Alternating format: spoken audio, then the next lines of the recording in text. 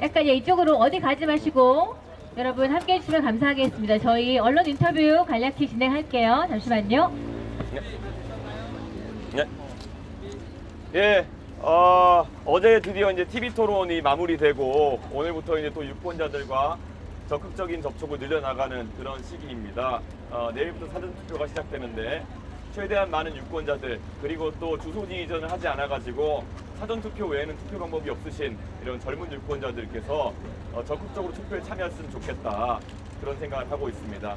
이번 선거 사실 계엄 이후에 대한민국이 어떤 방향으로 가느냐, 다시 한번 계엄의 책임 있는 세력으로 가느냐, 아니면 환란을 일으킬 수 있는 그런 포퓰리즘에 찌든 세력으로 가느냐, 이 양갈래에 서 있는 것이 아닙니다.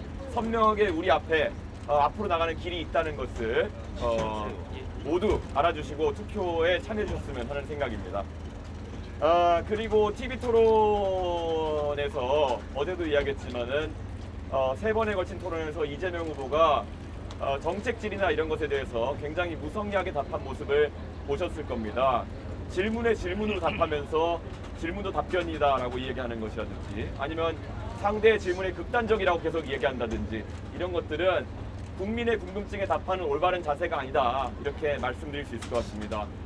그리고 특히 어제 토론에서는 후보자와 후보자 가족의 도덕성 검증을 해야 되는 것이 분명한데 저는 사실 구체적인 사례보다도 어떤 상황을 가정해서 만약에 이런 상황에 대해서 민주노동당과 민주당의 입장은 어떻냐라는 것을 질문했는데 두 후보님께서 답변을 하기를 꺼려하셨습니다. 저는 그것이 민주진보 진영의 그런 혐오 논쟁에 대한 위선적인 태도다 이렇게 생각합니다. 잘 아시는 것처럼 두 번째 토론회에서 권영국 후보님께서는 이준석에 대해 가지고 혐오 및 갈라치기를 한다라고 주장하셨는데 제가 과연 이준석이 혐오나 갈라치기 한 사례를 하나 제시해달라고 했는데 그렇게 하지 못하셨습니다. 저는 그런 것이 민주진보 진영이 합리적인 담론들이 대한민국의 논의회장에 올라오는 것을 막고 있는 그런 어떤 양태이다 이렇게 생각합니다. 그래서 저는 앞으로도 그런 위선적인 행태와는 계속 싸워나갈 것이다 이런 말씀을 드리겠습니다. 예. 끝까지 운영하는 이유가 무엇일까요? 그리고 대통령 된다면 뭐 단일화는 저희가 애초에 염두에 둔 바가 없습니다. 그렇기 때문에 단일화가 되지 않고 있는 것이고요. 또 대통령이 된다면 제가 약속드린 것처럼 책임 있는 정치를 하겠습니다.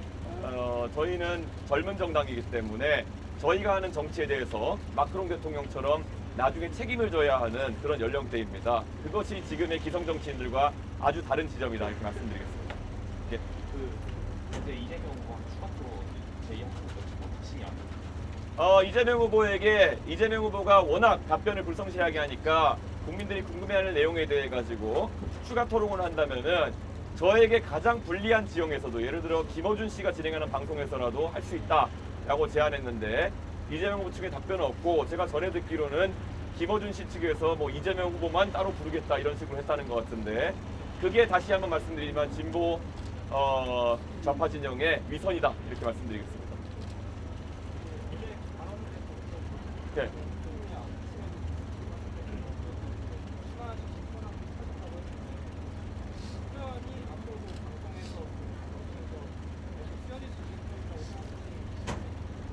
저는 사실 제가 어제 사실 원래 무슨 발언인지는 인터넷을 통해서 확인하신 분들이 많을 겁니다. 그런데 그 발언을 사실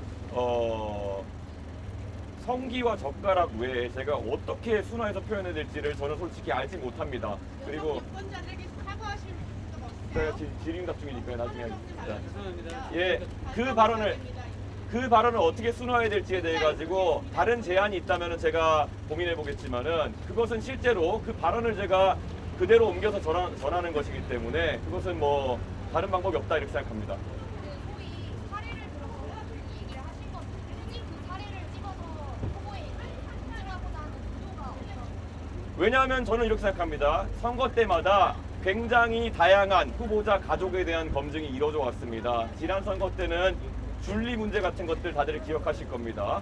그리고 지금 이재명 후보 같은 경우에는 사실 지난 선거에서 이 아드님에 대한 검증이 상당히 이루어졌습니다. 그런데 그때도 이재명 후보가 해명을 제대로 안 한 부분이 있다. 전 이렇게 보고요.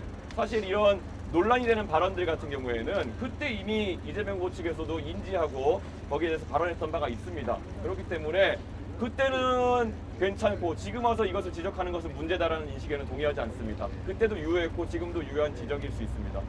후보님, 예. 그 발언의 정확한 출처가 어디세요? 그 발언의 정확한 출처는 해당 도박 사이트라고 이제 이재명 후보 측에서 과거 2021년에 이야기했던 그것의 캡처 사진입니다. 거의 충분한 검증을 통해서 답을 얻고자 하셨다면 예 아니요로 답을 풀어내기보다는 시간을 할애해 주시더라도 답을 풀어내셔야 저는 충분히 그럴 의도가 있었고 권영국 후보님께는 제가 몇 번의 그 답을 주고받으면서 질문했는데 권영국 후보님께서 답변을 거부하시거나 아니면 기준이 무엇인지를 밝히지 않으셨습니다. 아마 저의 질문을 기억하신다면은 이런 문제에 대해서 민주노당은 어떤 기준을 가지고 있습니까? 라는 질문이었고 여기에 대해 답하지 않은 것은 권영국 후보이고요.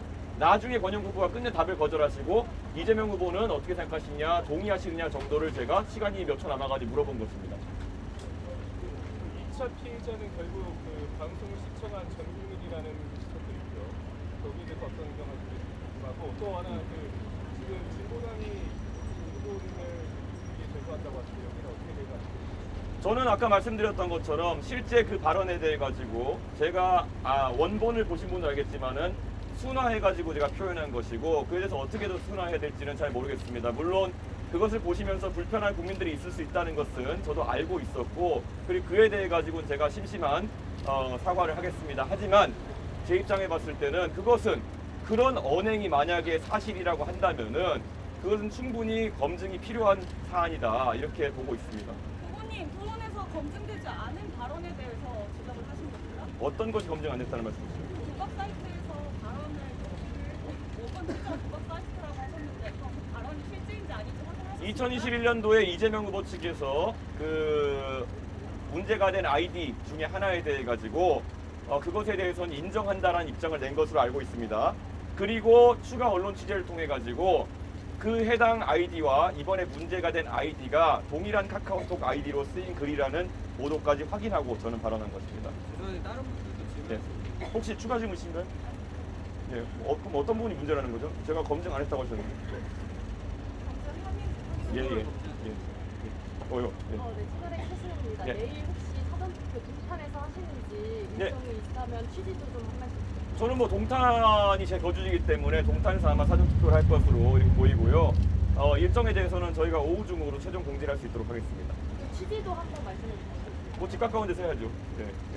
예, 예. 김문수 후보가 오늘 사전투표에 부정선거를 규정이 있다면 신고해달라고 하면서 적발되면 판이 완전히 뒤집힐 수 있다라고 말했는데 이런 발언에 대해 어떻게 생각하세요? 저는 부정선거 담론을 믿는 사람들은 대한민국의 지도자가 될 자격이 없다. 특히 부정선거를 믿다가 계엄을 일으킨 그런 대통령을 내쫓아내고 치르는 선거에서 그런 사람이 대체할 수는 없다 이렇게 생각합니다. 그래서 이재명 후보는 과거에 부정선거 담론을 전파했던 것에 대해서 제가 TV 토론에서도 물었지만은 본인이 거짓말로 그것을 모면하려고 했기 때문에 부적격자이고 김문수 후보는 만약에 그런 음모론을 다시 한번 키워보려고 한다면은 그래서 부적격자입니다. 국민 여러분 사전투표 등 투개표 의혹을 가지고 부정선거론을 이야기하는 분들은 투표용지에서 배제하고 판단하셔야 된다 이렇게 생각합니다. 예. 예. 예.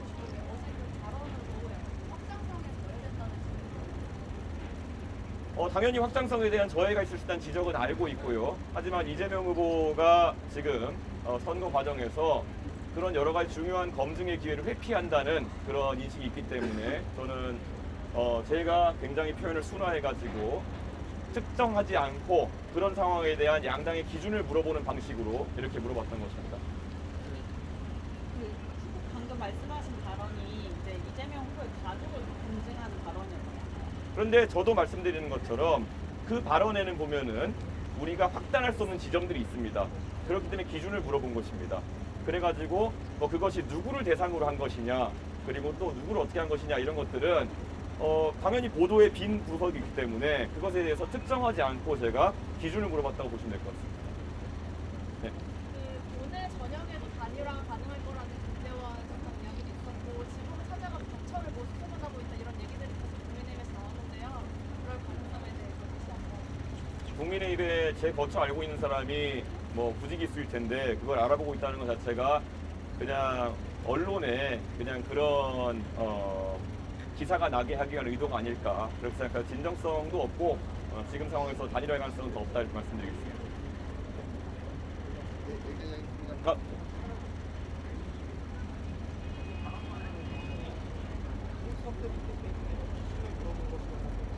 네. 가족들에 대한 존중을 네. 집에나 약간 정확하게 시대는 기준이 아니어가지고 정확하게 존중을 가족 활동을 할 수 있어서 한번 말씀드리면 저는 당연히 기준을 물어보고 그럼 그 다음에 기준을 만약에 답했으면 제가 할 또 다른 질문이 있었습니다. 그런데 기준 단계에서 그것을 양쪽에 거부했기 때문에 그 단계에 이르지 못했다 이 정도 보시면 될 것 같습니다. 해당 단원의 이제 대상이 되는 그런데 제가 알기로는 그 유명 가수분은 그 대상이 아니었던 걸로 알고 있고요. 네, 유명 가수분이 아닌 그냥 불특정한 대상들을 대상으로 했던 걸로 저는 이해하고 있는데 그래서 제가 아까 말했듯이 모아 지점들 때문에 기준을 먼저 물어봤다 이렇게 말씀드린 겁니다. 없으신가요? 어제 발언 관련해서요. 그 질문을 사전에 준비하신 것인지 그런 식으로 표현하실 거라고 미리 준비하신 것인지 그리고 이런 논란이 있을 거라는 것도 있어요. 논란은 있을 수 있겠다는 생각을 했지만은 제가 뭐 그걸 의도하진 않았습니다. 있을 수 있겠다는 건 당연한 거고요.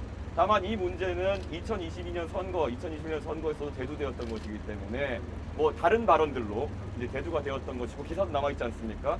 그렇기 때문에 그것과 동일한 수준에서 언급하겠다는 생각 정도를 했습니다. 더 없으시면 여기까지 하겠습니다. 네. 감사합니다. 네, 언론 관계자 여러분 대단히 감사합니다. 이렇게 뜨거운 떼약볕에 바닥에 앉아서 너무 수고하셨고요. 여러분, 저희 이준석 후보가 여러분과 함께 네, 사진을 찍을 건데요. 저희가 여기 앞이 조금 복잡한 관계로 뒤쪽으로 옮길 거니까